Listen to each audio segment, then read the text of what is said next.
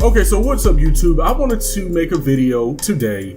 I was thinking about this as soon as I woke up. I was thinking about it all last night because it was the topic of discussion all over social media, all over network television or network news television, and it's regarding the comments by the white supremacist in chief, the head racist in charge, the king racist of America, Donald Trump, and the comments he made about African countries and Haiti being shitholes. Specifically, it comes from a report from the Washington Post regarding comments Trump made in front of a group of lawmakers, and it was a group of Republican and Democratic lawmakers. And I'm honestly thinking that this came out because the right people were in the room to leak it.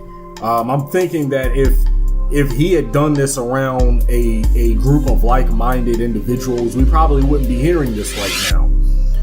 But in a meeting with lawmakers on Thursday in the Oval Office, they were discussing the protection rights of certain immigrant communities. So you guys know that Trump has been rescinding the TPS, temporary protection status, of all of the non-white immigrants. So Haitians, I did a video back in November about the 60,000 or so Haitian immigrants who are going to lose TPS status. It recently came out that immigrants from El Salvador, I want to say about 200,000 of them are losing TPS status. He's kicking all of the non-whites out of the country because he wants to protect the white majority. That's what it's about. And that's an aspect of this whole immigration issue that I think is largely flown under the radar.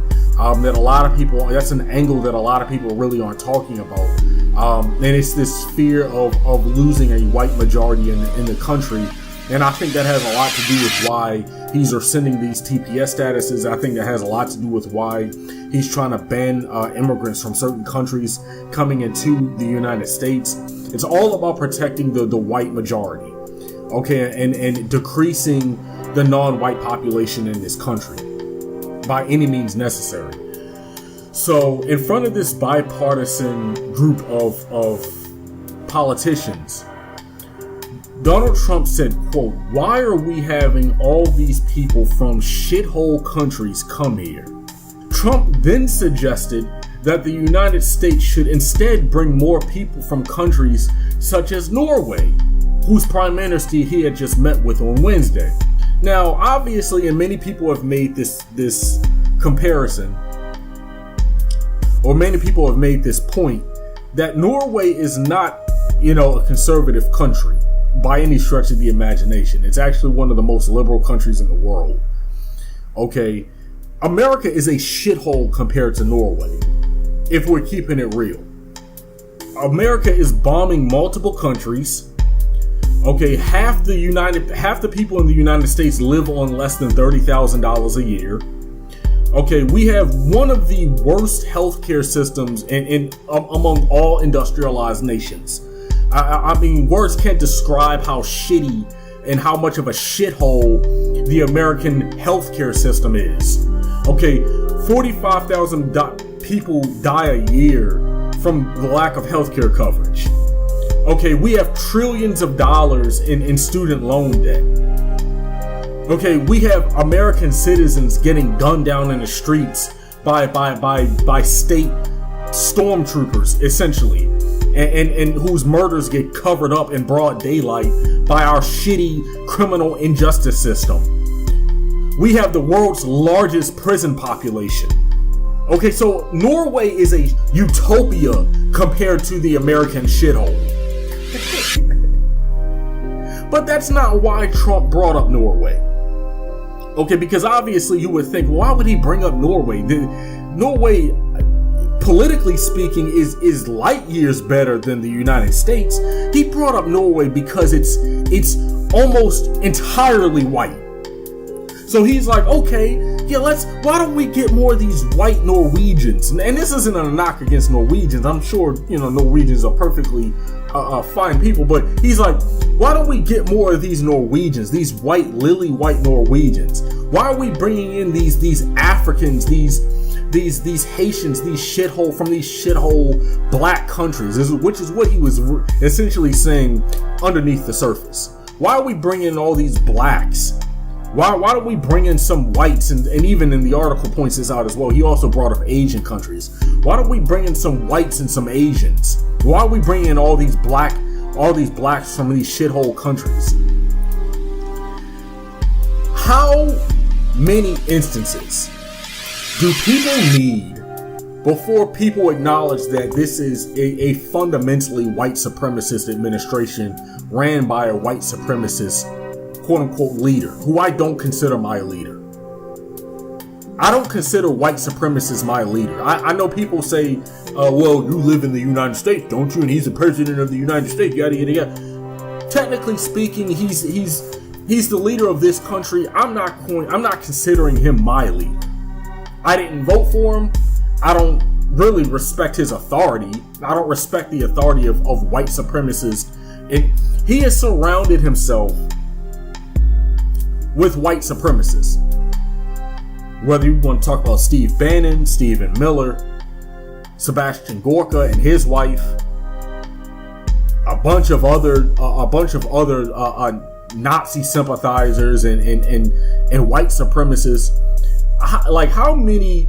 If it looks like a duck, if it quacks like a duck, you guys know how this cliche goes. Like, so people need to stop apologizing. The only people at this point apologizing for Donald Trump are probably racist themselves. I mean, and that's where we're at. The sycophants and the Jim Jones Kool-Aid drinkers are the only ones caping for the Trump administration.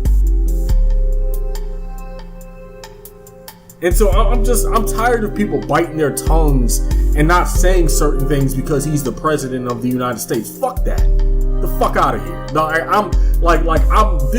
my filter is gone when it comes to this administration. I have no filter when it comes to Trump anymore. And I don't really have much else to say. Oh, I was about to forget about this before ending this video. Trump back in December, a lot of you guys might remember this. I didn't do a video about it. I was on my hiatus. But I remember hearing about the story. You guys know back in December, Trump was reading a paper regarding the number of people who had obtained visas to enter the United States in 2017. And a number of people who were there in the office with him, or on record saying that Trump said, quote, Haiti had sent 15,000 people. They all have AIDS, he grumbled, according to one person who attended the meeting and another person who was briefed about it by a different person who was there. The Haitians all have AIDS. 40,000, this is what he said about Nigeria. 40,000 people had come from Nigeria, Mr. Trump added. Once they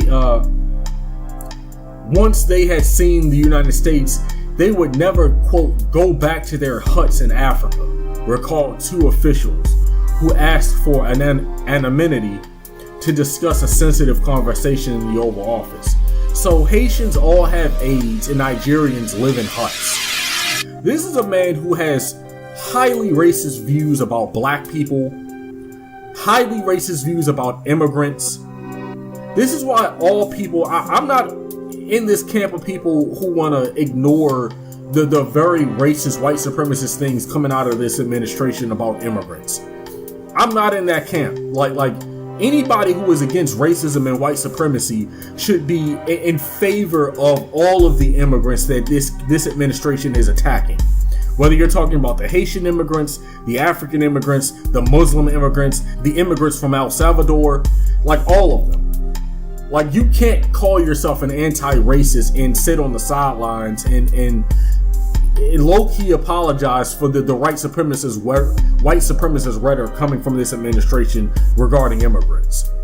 Like I am firmly in the camp of the immigrants and defensive of all of the immigrants who are being attacked by this lunatic. that a bunch of other lunatics in this country elected because they were more concerned about the xenophobic rhetoric and they were more in favor of the xenophobic policies of this administration than they were about the damage that will be done to America's credibility on the world stage. Like, so you can only be in denial for so long, okay, until the obviousness of the reality of the situation hits you. And there are gonna be people, a lot of people, who try to gaslight these comments and say, they really are Trump. What Trump said is accurate. Ignore all of those people. Ignore the sycophants. Ignore the Jim Jones Kool-Aid drinkers who will apologize for these comments. You have to. It's already been known, and people have already said that they're gonna defend Trump on anything. That's a cult. We have to look at a lot of these Trump supporters as being cultists. These people are cultists. They don't see Trump as a politician. They see him as their leader. This is like some Jim Jones sycophant shit. Like, I keep bringing that up but this is we're dealing with a true cult here, in a cult-like mentality that exists around Donald Trump, where people are not thinking rationally. You have a lot of ignorant people thinking ignorantly, okay, and they're driven by things other than economics, and they're driven by things other than rationality and common sense and logic. They're driven by fear. They're driven by irrationality. They're driven by knee-jerk appeals to ethnocentrism. And we know this because Trump hasn't done a damn thing for these people economically, but they circle their wagons as soon as he says something racist. As soon as Trump comes out of his ass saying something racist, all of these people who you have some people who want to say that they're driven by economics, but all of these people who Trump hasn't done a damn thing for economically speaking are the first in line to defend his racist comments. I'm not gonna keep going on and on about this lunatic, but that's where we are right now in the United States. And the sooner we get this madman out of office, the better.